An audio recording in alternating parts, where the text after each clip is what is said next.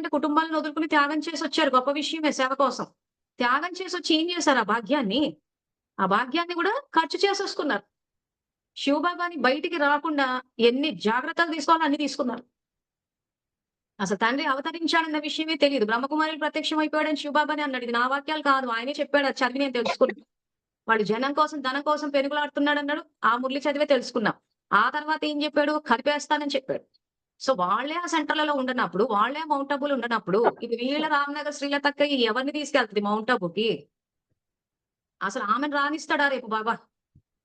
So, ఎక్కడికి point చెప్పాడన్నది ఇప్పుడు నేను స్క్రీన్ షేర్ చేసి చూపిస్తున్నాను. తెలుసుకోండి. ఇలాంటి విషయాలు తెలిసుంటే ఏమైతదంటే, అట్‌లీస్ట్ మనకు అవగాహన అన్నదుంటే భయపడడం గాని, అలజడిలోకెళ్ళడం కానీ, సెంటర్ అక్కయ్య ఫోను చేసినప్పుడు సెంటర్ అక్కయ్యని అప్‌డేట్ చేయండి. "అక్కయ్య మీరు ఈ రకంగా చేస్తే అసలు మిమ్మల్నే బాబా మౌంట్ ఆబూకి రానివ్వను" అని చెప్పేసి, మౌంట్ ఆబూ నుంచి వెళ్ళాల్సొస్తది, వదిలేయాల్సొస్తదని 98లోనే చెప్పాడని మురళి తీసి చూపి